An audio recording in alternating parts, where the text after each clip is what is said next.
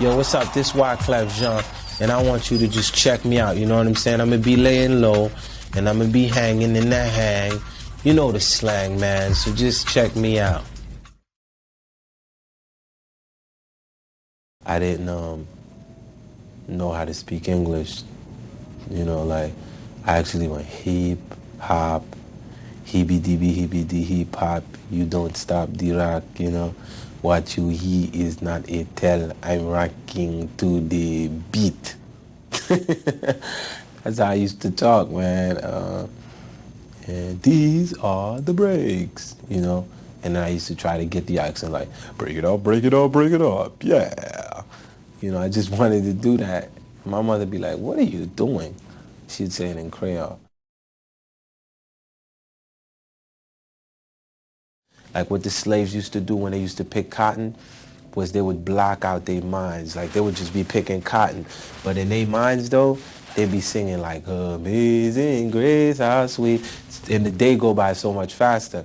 So I would be writing so many songs in my head while I'm like fixing these burgers. I would hear, Wyclef, 30 Whoppers, 6 fries. Oh boy, 30 Whoppers. And I'm making it and I'm zoning into it. I think that's why it never got me, you know what I mean, down or whatever. But of course I got fired like every job. You could throw on an old Slick Rick record at any party, it'll always make you feel good. You could throw on, you know, old records, you know what I mean? Even old LL Cool J records, you know what I'm saying? They make you feel good. But from our artists in our genre, you can't say 20 years from now you're gonna throw something from this era and it's gonna make you like feel good. Of course you got your classic records, whether if it's gangster rap, like Gin and Juice. No matter where you at, when Gin and Juice drop, it makes you feel good. Those are like statement records, you know what I mean? Bob was one of my idols growing up, coming from an island like Haiti. You know, being that Bob's mom was black, his dad was white, which a lot of people, they don't even key into that, is a very important factor.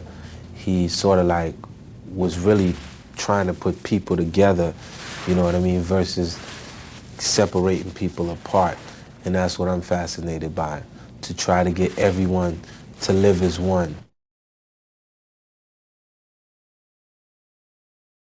I mean, I'm the hip-hop Quincy Jones of today.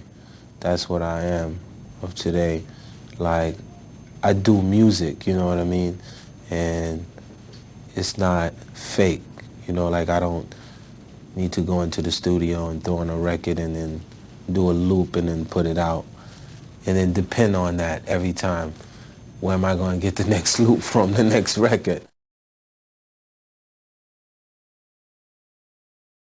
I was a jazz major in high school, all jazz band.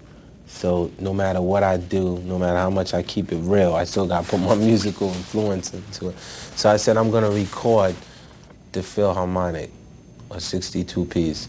So I went and I got this cat by the name of Sonny, and I wrote down the parts with him, sat down, trumpet, trombone, violin, and I wrote down the parts. But I was in the studio, inside of the studio, and I had 62-piece outside the studio.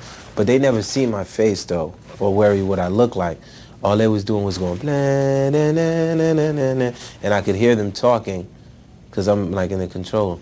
They're like, hey, Bob, that's a nice piece of music, I tell you. The composer is genius. So this is what they saying before they see me. So, you know, I come walking out, and it's like, this is your conductor, Wyclef. And they looked at me like,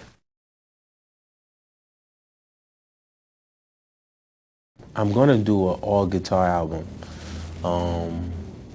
cause I've been playing since I've been 13, and my Caribbean style mixed fuses with my American rock style, and my reggae should be bringing something. I want to do an emotional album, where, I mean, it's just a musician's album, I would say, cause it's just the guitar talking.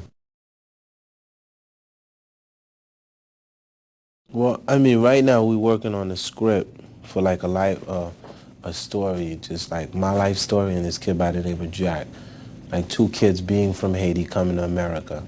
One turns out a musician, the other turns out a gangster. But in actuality, it's all really the same people. You know what I mean? And that's what I could say. Like my father, he says you can't serve two masters. You could either serve God or the devil. And I said, well, he bought me all these instruments in church to play. His dream was for me to be a minister, you know what I'm saying? But when I look at Jimmy Swaggart and Jim Baker, you know, Jim Jones, and all them boy, I say, I'll stick to the evil that I know.